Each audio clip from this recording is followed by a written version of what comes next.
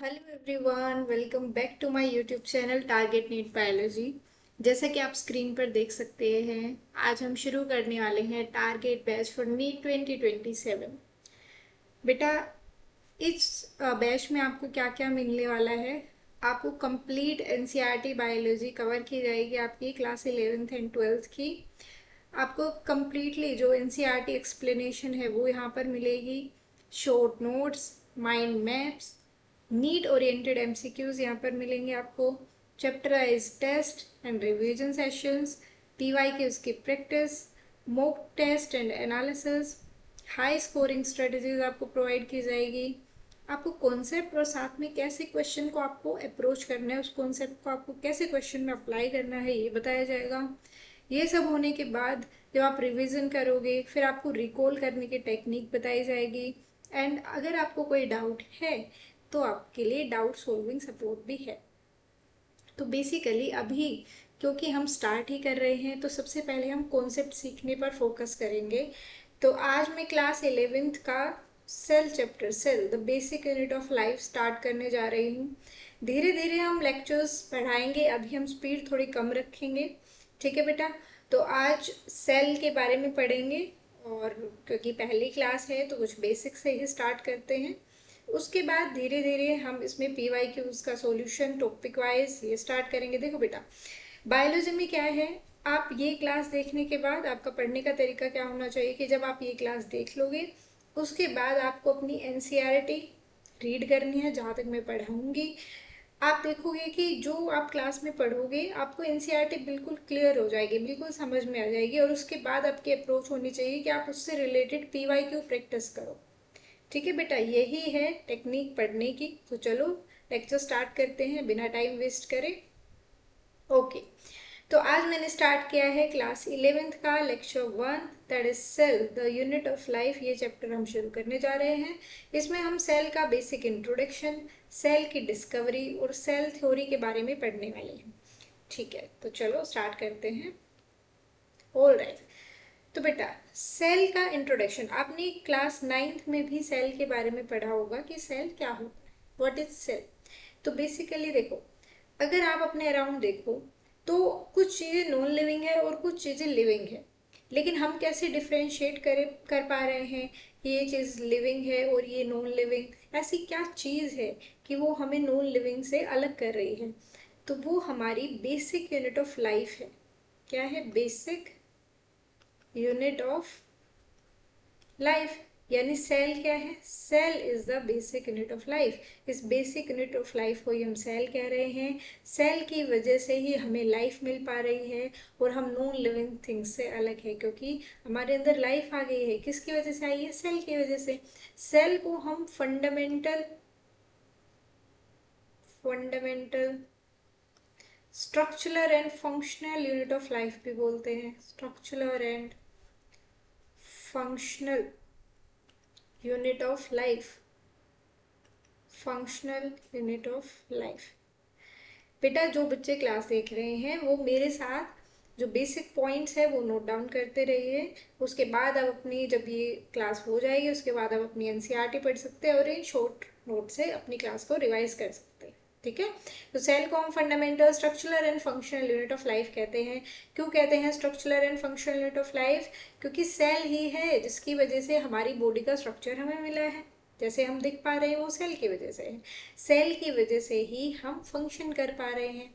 ठीक है, राइट। अब देखो, एक सेल, छोटा सा सेल है, उससे कैसे एक ऑर्गेनिज्म बन पा रहा है। देखो बेटा, एक सेल है हमारे पास, जब बहुत सारे सेल आपस में मिलते हैं तो क्या बनाते हैं? टिश्यूज। क्या बनाते हैं? टिश्यू।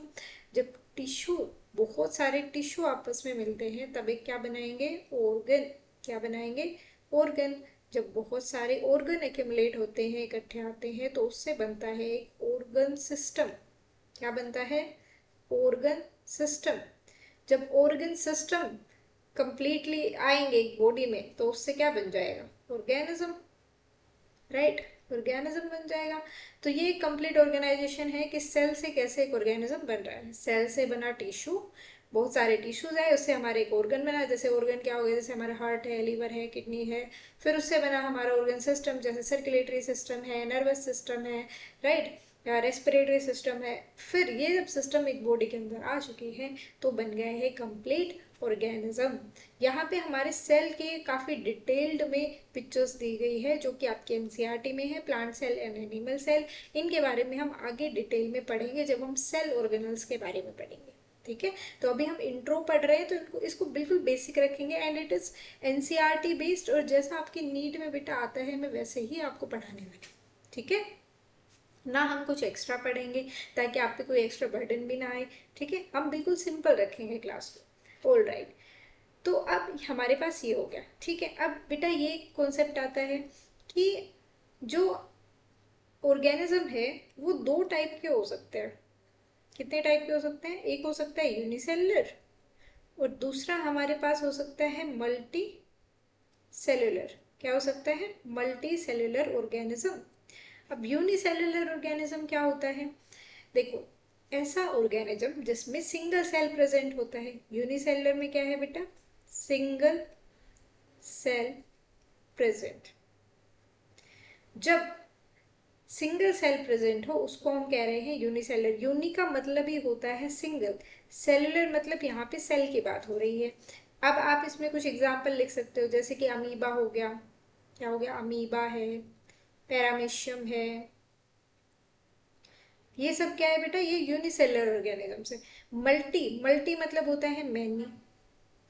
जब एक ऑर्गेनिज्म में काफ़ी सारे सेल्स हो, मैनी सेल्स हो, for example human beings, human beings, plants, ये सब मल्टी सेलुलर में आते हैं, ठीक है।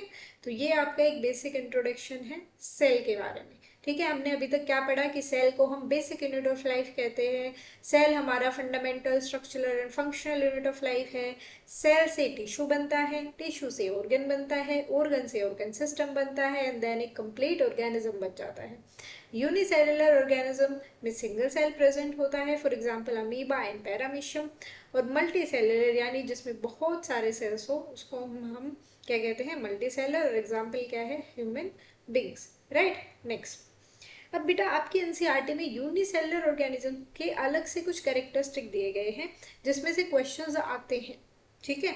तो यूनिसेलुलर ऑर्गेनिजम्स के बारे में आपको कुछ याद रखना है, कैरेक्टरिस्टिक्स याद रखनी है इसकी,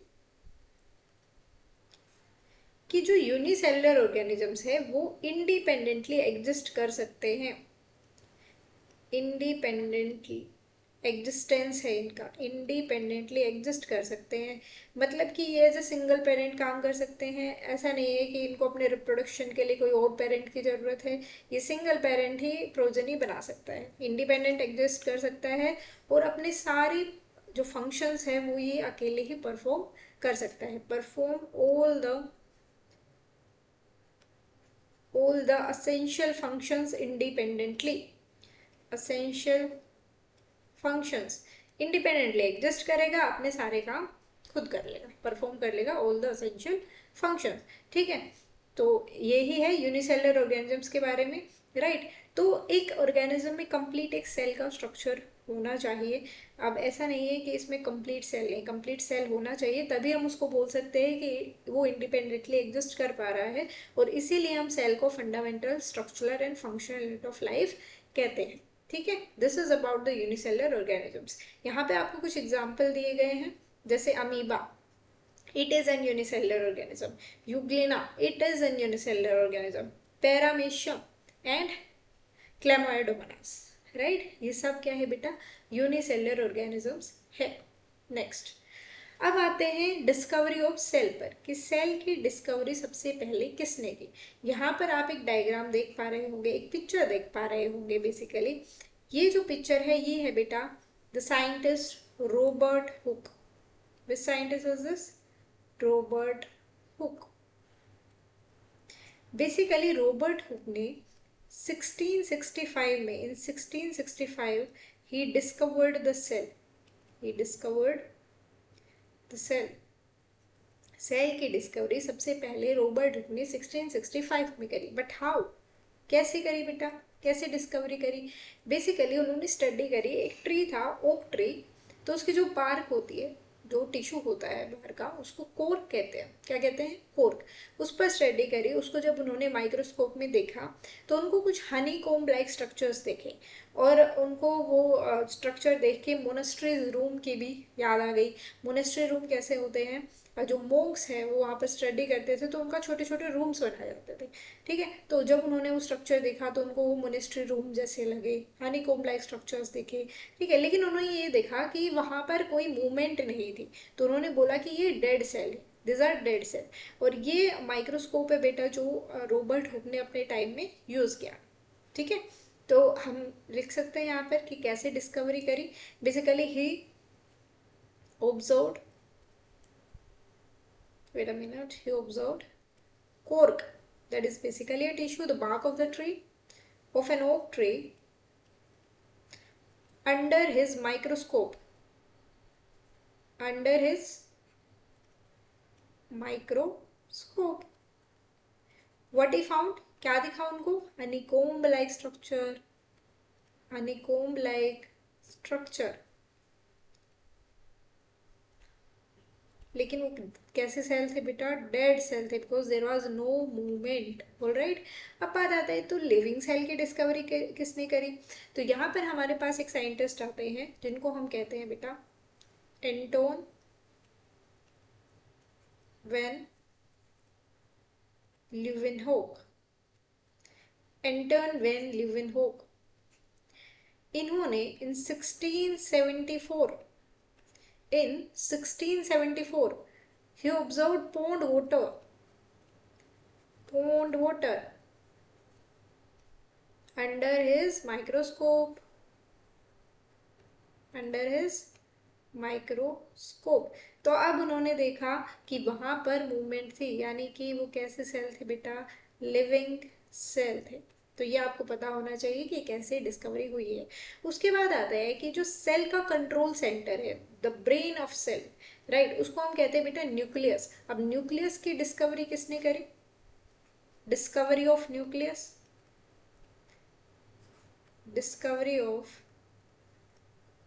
न्यूक्लियस, ये बेटा करी एक साइंटिस्ट थे रॉबर्ट ब्राउन। Robert brown. कब करी? इन 1839। देख रहे हो कितना गैप है, लाइक 1674 में लिविंग सेल पहला हमारा डिस्कवर हुआ, फिर 1839 में न्यूक्लियस की डिस्कवरी हुई। लेकिन इससे पहले कुछ साइंटिस्ट के थ्रू एक थ्योरी दी गई थी जिसको हम सेल थ्योरी कहते हैं। ठीक है, अभी हमने डिस्कवरी पढ़ी। डिस्कवरी में आपने क्या क्या पढ़ा है? एक साइंटिस्ट है रॉबर्ट हुक, 1665 में उन्होंने सेल को डिस्कवर किया। कैसे डिस्कवर किया? ओक ट्री था, ओक ट्री के कोक को, जो कोक टिश्यू होता है, बाग ऑफ द ट्री, उसको अपने माइक्रोस्कोप में उन्होंने ऑब्जर्व किया तो उन्हें हनीकॉम्ब लाइक स्ट्रक्चर दिखे। As there was no movement, तो उन्होंने बोला कि ये डेड सेल है। अब एंटन वन ल्यूवेनहोक आए 1674 में, उन्होंने पॉन्ड वाटर को ऑब्जर्व किया under his microscope and there was some movement, तो उन्होंने बोला कि ये लिविंग सेल है। उसके बाद बेटा यहाँ पर हमारा डिस्कवरी ऑफ न्यूक्लियस के बारे में दे रखा है, लेकिन इससे पहले हमारी कुछ थ्योरीज भी दी गई थी। ठीक है, ये है। ठीक है, ये साइंटिस्ट के बारे में आपको याद रखना है, राइट? ऑलराइट, नेक्स्ट अब हमें पढ़ना है बेटा सेल थ्योरी के बारे में। किसके बारे में पढ़ना है? सेल थ्योरी के बारे में। अब सेल थ्योरी में बेसिकली 3 साइंटिस्ट है, उनका मेन योगदान है यहाँ पर सेल थ्योरी में। सबसे पहला साइंटिस्ट जो है, सबसे पहले साइंटिस्ट हमारे पास आते हैं Matthias Schleiden. Matthias Schleiden, basically he was from Germany and he was a German botanist. वो प्लांट की स्टडी करते थे, जर्मन बोटेनिस्ट थे वो। दूसरे साइंटिस्ट हमारे पास आते हैं थियोडोर स्वान। थियोडोर स्वान, ये थे जूलॉजिस्ट, ब्रिटिश जूलॉजिस्ट। ठीक है, बोटेनिस्ट कौन होते हैं बेटा? जो प्लांट की स्टडी करते हैं। जूलॉजिस्ट कौन होते हैं बेटा? जो एनिमल्स पे स्टडी करते हैं। ठीक है, तो जो ये शेल्डन थे, इन्होंने 1838 में, इन 1838 he studied on plant cells, plant cells पे उन्होंने स्टडी करी, सॉरी प्लांट पे उन्होंने स्टडी करी।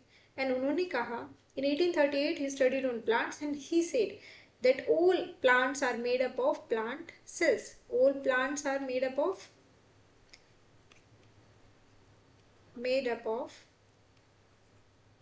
plant cells. और उन्होंने कहा कि प्लांट के बाहर एक थिन कवरिंग भी है, एक थिन कवरिंग भी है, उसको क्या बोला गया? प्लाज्मा मेम्ब्रेन या फिर सेल मेम्ब्रेन। Cell membrane. यहाँ पर है हमारे पास थियोडोर स्वान जो थे ब्रिटिश जूलॉजिस्ट। उन्होंने बेटा इन 1839 में उन्होंने एनिमल्स पर स्टडी करी, स्टडीड ऑन एनिमल्स। उन्होंने कहा कि सारे एनिमल्स सेल से मिलके बने हैं। All animals are made up of cells, यानी कि एनिमल सेल्स से मिलके बने हैं। ठीक है, राइट। अब ये बेसिकली जूलॉजिस्ट थे, बट इन्होंने ये पाया, इन्होंने प्लांट्स को भी देखा, तो उन्होंने कहा कि प्लांट्स में कुछ यूनिक फीचर है जो एनिमल्स में नहीं है। Plants have some unique feature, है। और वो यूनिक फीचर कौन सा है बेटा? वो है cell wall. Cell wall is present in plant only, not in animals में नहीं है। और ये जियोलॉजिस्ट थे, लेकिन इन्होंने ही बताया कि प्लांट्स में कुछ यूनिक दिख रहा है उनको, और वो सेल वॉल थी। लेकिन सेल मेम्ब्रेन दोनों में प्रेजेंट थी। प्लाज्मा मेम्ब्रेन जिसको हम बोल रहे हैं वो प्लांट में भी थी और वो एनिमल्स में भी थी। अब ये दोनों एक साथ आए और उन्होंने अपनी सेल थ्योरी फॉर्मुलेट करी। उन्होंने कहा कि हम ऐसा अलग अलग क्यों कह रहे हैं कि प्लांट्स सेल से बने हैं, एनिमल्स सेल से बने हैं। तो उन्होंने कंक्लूजन निकाला कि all living organisms, whether it is plant और एनिमल्स, सब सेल से मिलके बने हैं। All living organisms are made up of cells. ठीक है, सभी किससे मिलके बने हैं? सेल्स से मिलके बने हैं। अब ये था बेटा कि ये नहीं बता पाए थे दोनों साइंटिस्ट कि हम सेल के बारे में तो बता रहे हैं, बट ये जो सेल्स हैं, राइट, ये जो सेल्स है, ये जो नए सेल्स है, ये कैसे बन रहे हैं? How new cells are formed. तो यहाँ पर एक तीसरे साइंटिस्ट आते हैं जो है रुडोल्फ वर्चो। ये बताते हैं कि जो सभी सेल्स है वो प्री एग्जिस्टिंग सेल्स से आ रहे हैं। कहाँ से आ रहे हैं? प्री एग्जिस्टिंग सेल्स से आ रहे हैं। तो Rudolf वर्चो in 1855, right? Wait a minute. Yeah, in 1855 Rudolf Virchow said, उन्होंने एक लेटिन में एक सेंटेंस बोला, that is omnis cellula e cellula. What does it mean? इसका मतलब क्या है कि ऑल सेल्स, और we can say all new cells arises from pre existing cells. जो पहले से एग्जिस्ट कर रहे हैं सेल्स, वहीं से नए सेल्स बने हैं। ठीक है, तो ये रुडोल्फ वर्चो ने बताया। अब फाइनल शेप दी इन्होंने सेल थ्योरी को, एक फाइनल शेप दी सेल थ्योरी को। क्या दी? अब मेन पॉइंट्स आपको क्या याद रखने हैं कि ऑल लिविंग ऑर्गेनिजम्स, सभी लिविंग ऑर्गेनिजम्स सेल्स से मिलके बने हैं, are composed of cells and the product of cells, right, हम ये लिख सकते हैं। दूसरा, ऑल न्यू सेल्स, सभी जो नए सेल बन रहे हैं, arises from pre existing cell, पहले से जो सेल बना है वहीं से ही वो डिवाइड हो रहा है, उससे फिर हमारे टोटल सेल्स बन रहे हैं, नए सेल्स बने हैं फ्रॉम प्री एग्जिस्टिंग सेल्स। ठीक है, तो यहाँ तक हम पढ़ा हमने किसके बारे में बेटा? सेल थ्योरी के बारे में। आप यहाँ पर लिख सकते हो कि सभी लिविंग ऑर्गेनिज्म सेल से बने हैं एंड प्रोडक्ट्स ऑफ सेल के प्रोडक्ट्स से मिलके बने हैं। तो यहाँ तक हमने सेल थ्योरी के बारे में पढ़ा। जो बच्चे पढ़ रहे हैं वो सेल थ्योरी तक रिवाइज करेंगे। कैसे करेंगे? इस लेक्चर को देखा अभी आपने कुछ नोट डाउन किया, अब आप सेल थ्योरी तक एनसीईआरटी रीड करोगे जाके। ठीक है, और आप देखोगे कि आपको एक एक लाइन एनसीईआरटी में मिलेगी, आपकी सारी लाइंस कवर हो जाएगी। ठीक है बेटा, अब कल के लेक्चर में मिलते हैं। जहाँ पर हम सेल के बारे में आगे पढ़ेंगे कि अलग अलग डिफरेंट काइंड ऑफ सेल्स होते हैं। देन हम प्रोकैरियोटिक सेल्स के बारे में पढ़ने वाले हैं। ठीक है, थैंक यू सो मच।